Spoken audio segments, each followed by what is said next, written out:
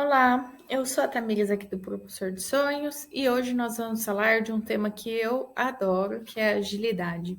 Então, para você que está aí no mercado, seja dentro da sua empresa ou está procurando uma nova oportunidade, eu conheço algum amigo que gostaria de falar desse tema, eu também gosto desse tema e quer estudar um pouco mais sobre. Então, eu convido vocês a assistir esse vídeo aí. Nós falaremos um pouquinho sobre agilidade, de onde surgiu, etc. E fique à vontade para colocar sua opinião, seus comentários, compartilhar esse vídeo, porque o canal é todo nosso. Então, entrando aqui na parte, o que seria o manifesto ágil? Antes de falar de agilidade, vamos falar do manifesto, que é onde efetivamente nasceu aí essa parte da agilidade. O Manifesto Ágil ele foi criado em 2001, lá nos Estados Unidos, por um grupo de pessoas que buscavam formas mais leves e eficazes de entrega dos seus softwares para os seus clientes finais. Enfim, não fazia muito sentido tanta burocracia, vamos dizer assim, e pouco valor agregado. Então, eles fizeram uma declaração dos valores e princípios do que eles acreditavam ser essenciais para dinamizar essas práticas aí para entrega, né, e geração de valor dos produtos deles. O manifesto, ele contém 4 valores e 12 princípios. Mas antes de entrarmos nisso, eu gostaria de falar, mas será que você está pensando, nossa, mas isso daqui é de desenvolvimento de software, será que eu, então, tenho que ser desenvolvedor para utilizar isso? Com certeza não, tá? O manifesto, apesar de ter nascido lá com os desenvolvedores de software e ser uma prática muito utilizada para isso também, ele acaba transcendendo as barreiras, vamos dizer assim, só da parte de TI. Porque todas as pessoas conseguem fazer a aplicação de práticas ágeis dentro da sua área, seja ela qual for.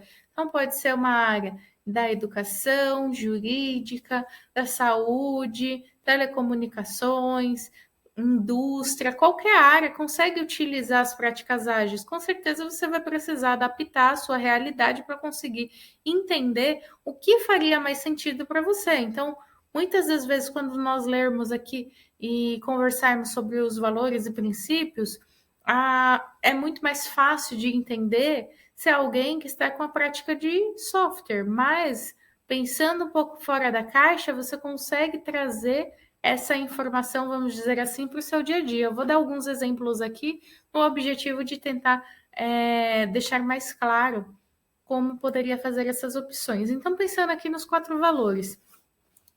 Quais são os 4 valores do Manifesto Ágil? O primeiro, indivíduos e interações mais que processos e ferramentas. Quer dizer que processos e ferramentas não são importantes? Com certeza eles são, mas eles não podem ultrapassar a parte de comunicação, de interatividade entre os indivíduos, de foco nas pessoas. As pessoas são importantes, não basta nós cadastrarmos lá, desenharmos um fluxo e falar para as pessoas aplicarem. Nós precisamos ter esse contato maior com as pessoas, valorizar mais as pessoas e dar voz, escutar, do que só formalizar. Então, muitas das vezes a gente faz isso até em práticas banais do dia a dia. Eu vou mandar um e-mail e por que você não fez uma ligação antes só para alinhar aquele ponto? Depois você formaliza, fica muito mais claro para as pessoas, gera menos ruído. Então, faz total sentido aqui esse valor quando trouxeram no Manifesto Ágil. Nós precisamos, sim, colocar as pessoas, indivíduos e interações à frente de processos e ferramentas. E, claro, precisa fazer os processos e ferramentas? Precisa, mas essa seria uma situação secundária diante da interação humana. Como segundo valor, nós temos software em funcionamento mais do que documentação abrangente. O que significa isso, Tamires? Traduzindo aí de novo, né? Saindo aqui da áreazinha caixinha de TI, vamos dizer assim, para o mundão. Então, software em funcionamento, pense você que tudo que você gera pode ser chamado de produto, não precisa ser algo tangível, algo físico. Poderia ser um serviço, algumas vezes vocês podem utilizar o nome serviço também, ao invés de produto, enfim. Mas Quando a gente fala de produto, seria efetivamente o que você gerou a partir do seu esforço. Pode ser algo tangível ou algo intangível. Então, pense assim: o software, no lugar do software, seria o produto, e em funcionamento, algo utilizável. Então, algo que seja útil para as pessoas, para o seu cliente, para a sua necessidade. Pode ser até uma necessidade, porque não, né, pessoal? Então, assim, qual é o produto daquilo que você está procurando? Ah, eu estou procurando, por exemplo, o meu objetivo é ganhar saúde de vida, qualidade de vida, né? E aí, como que eu vou fazer isso? Qual serão minhas metas a partir disso?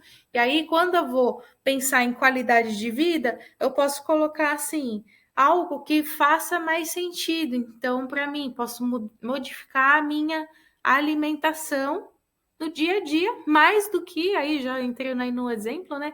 Mais do que só fazer notinha do que eu deveria comer e engavetar aquelas notinhas. Então, basicamente, seria isso.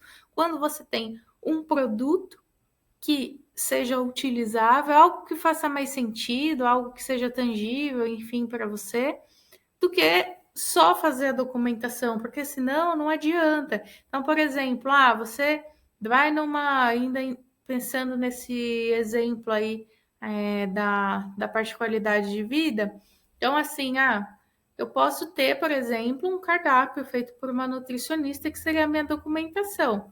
Mas o que vai valer mesmo para mim? Vai valer mesmo eu realmente fazer a alimentação, o dia a dia, seguir aquilo.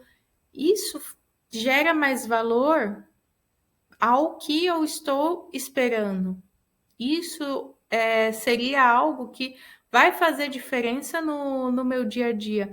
Quando a gente fala, agora falando vamos dizer assim, num dialeto mais business, então quando eu falo do meu produto, o meu produto ele ser entregue para o meu cliente com algo útil, que ele consiga utilizar, que faça sentido para o cliente. Mais do que eu só prometer ou só colocar isso em papel, em palavras, mas chega na hora não está funcionando. Então chega na hora, o produto ele não vai conseguir utilizar. E aí você só gastou tempo, dinheiro, jogou isso tudo fora, gastou o seu esforço, gastou o esforço do cliente, a paciência de ambos. Então é esse o ponto. Quando fala software em funcionamento mais do que documentação abrangente, focar efetivamente nas coisas que vão fazer sentido e que estejam aptas a serem utilizadas, mais do que só ser uma documentação que às vezes ela não vai agregar. É claro que a documentação agrega, que nem no exemplo da nutricionista. A nutricionista foi lá, teve todo o trabalho, tudo mais para te dar um cardápio. Mas se você não colocar o cardápio no dia a dia e não funcionar aquilo efetivamente para você, ele não vai servir para nada. Então, é um valor bem interessante. O terceiro valor seria colaboração com o cliente, mais do que negociação de contratos. Aí, de novo, então eu não devo mais negociar contratos? Com certeza você deve negociar. Mas tem um lance hoje dentro do mercado que é muito valioso, que seria realmente aquela lei do ganha-ganha. Então, se o seu cliente, às vezes o seu cliente, ele precisa falar, você precisa escutar ele e saber o que ele precisa, o que ele quer, qual é o objetivo dele. Escute seu cliente, colabore com seu cliente. Seria essa que é a ideia. Você não quer dizer que você não vai negociar. Você vai negociar, mas antes de você oferecer para o seu cliente, vamos dizer assim, que isso era até uma abordagem muito normal antigamente, em que você tem o seu produto e você chega para o seu cliente e compartilha, o meu produto é esse daqui, enfim, tentava negociar e vender para ele algo que você já tem. Hoje em dia, a colaboração, ela faz com que esse mindset mude. Como, Tamires? Agora, o seu cliente ele vai falar o que ele necessita e você vai ver o que você tem para ofertar e, às vezes, fazer até um trabalho a quatro mãos, algo conjunto, para atender ele melhor.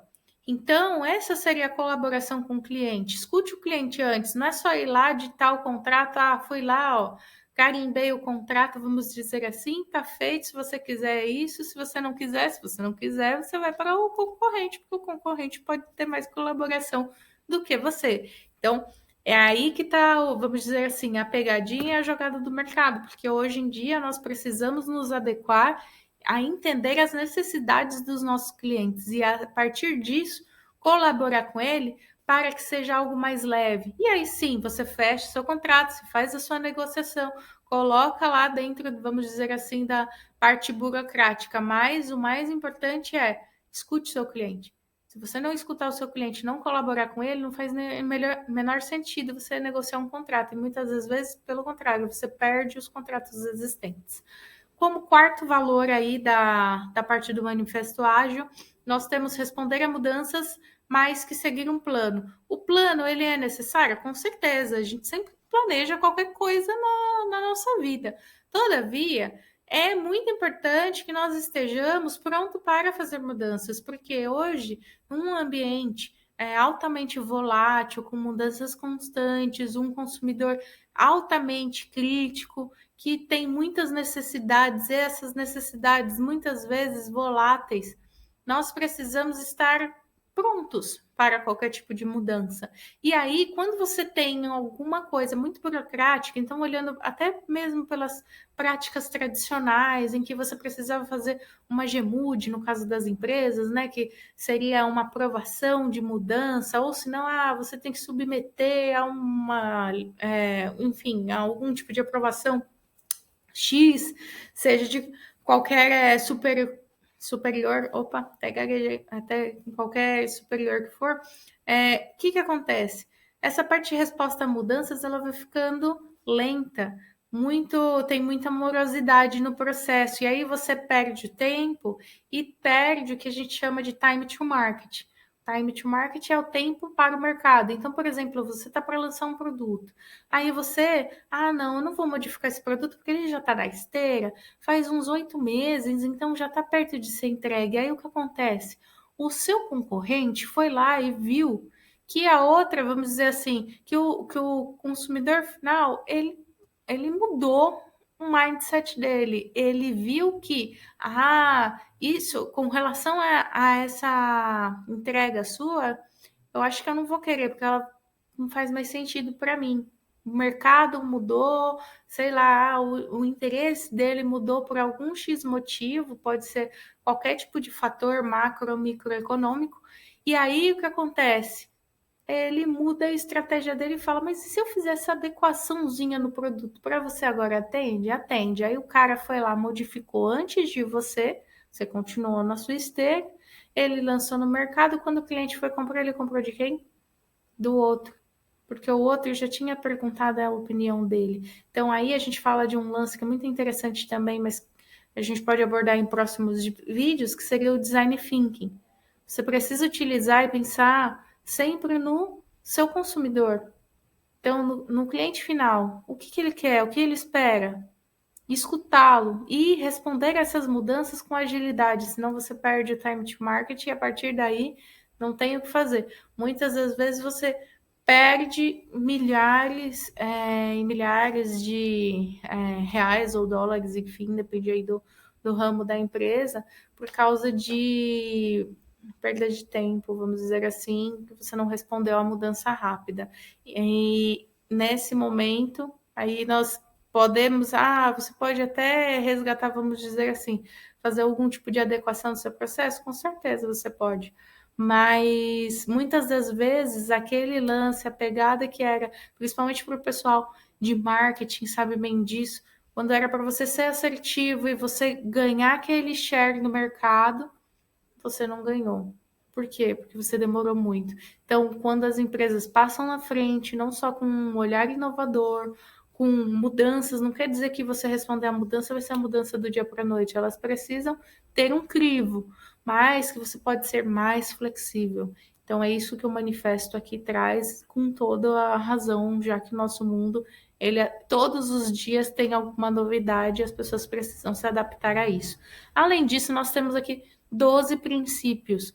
Então, os 12 princípios, eles complementam toda essa situação aqui dos valores. Eu vou ler rapidamente e nós vamos entrar nos próximos vídeos aí falando um pouquinho de cada princípio, tá?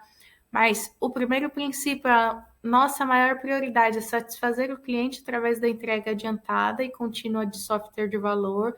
O segundo, aceitar mudanças de requisitos mesmo no fim do desenvolvimento. Processos ágeis se adequam a mudanças para que o cliente possa tirar vantagens competitivas. Terceiro, entregar software funcionando com frequência na escala de semanas até meses, com preferências aos períodos mais curtos. O quarto, pessoas relacionadas a negócios e desenvolvedores devem trabalhar em conjunto e diariamente durante todo o curso do projeto. O quinto, construir projetos ao redor de indivíduos motivados, olha que interessante, dando a eles o ambiente de suporte necessário e confiar que farão seu trabalho. O sexto, um método mais eficiente e eficaz de transmitir informações para e por dentro de um time de desenvolvimento é através de uma conversa cara a cara.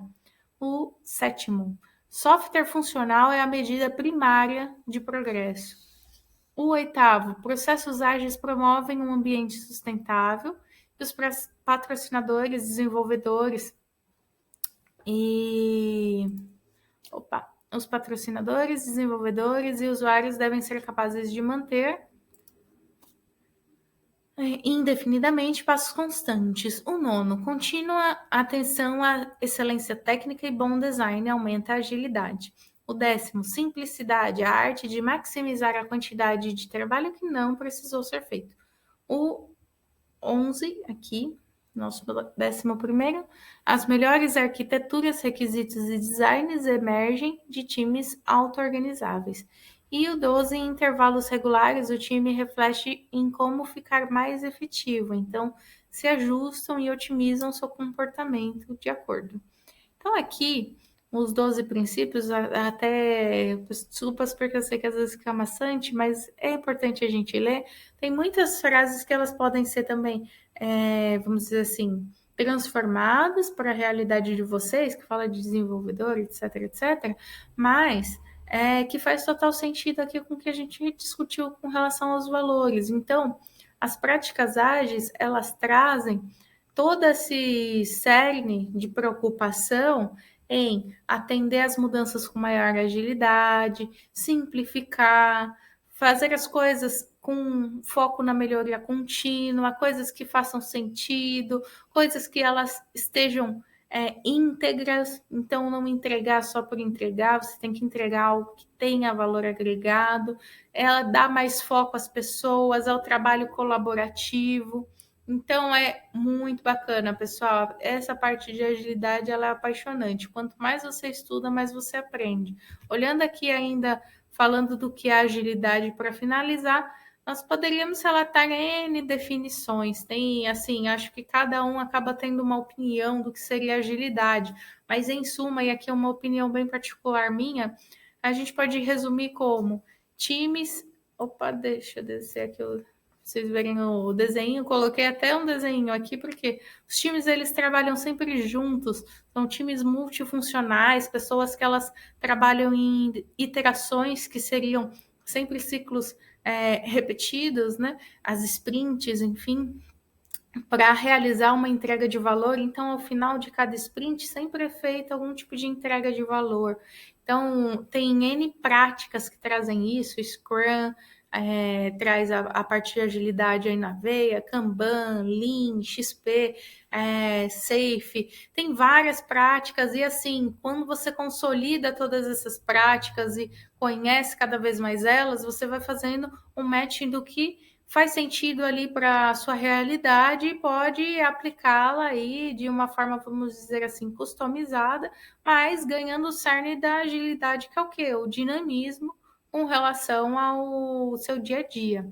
É um ambiente altamente colaborativo, com foco na entrega. As pessoas elas não estão preocupadas com hierarquias, elas estão preocupadas realmente em atender o propósito, satisfazer o cliente, ver se realmente o MVP, que é o mínimo produto viável, foi realmente entregue. Então, tem, vamos dizer assim, uma infinidade de coisas aí dentro da parte de agilidade, que às vezes são termos que as pessoas não conhecem e tudo mais, mas que você acaba praticando no dia a dia. Eu vou gravar mais um vídeo para explicar essa parte aí para vocês, como vocês são ágeis, mesmo pensando que não são. Então, assim, é um ambiente que aceita mudanças, e uma parte bem bacana na agilidade é que os erros são bem-vindos. Aí você fala, nossa, Tamires, agora você enlouqueceu de vez, né? Então, os erros são bem-vindos? Sim, porque quando nós estamos inovando, criando coisas novas, você não tem como não esbarrar em algo que errou. Não quer dizer que você vai errar com constância, mas aquele erro vai ser a base do seu aprendizado. E esse aprendizado gera melhoria contínua, que vai melhorar o seu produto final lá para o seu cliente. Então, é extremamente importante. Então, olhando aí para a parte de agilidade, esses seriam os pontos aqui que eu trouxe para vocês. Falei bastante, mas vou gravar aí alguns vídeos mais curtinhos para ir explicando um pouquinho de cada princípio. Fique aí, se você quiser, se inscreva. Se já não se inscreveu, se inscreva no nosso canal aqui no Propulsor de Sonhos e confira mais informações, seja de Excel, de dicas gerais aí do mercado de trabalho. Muito obrigada.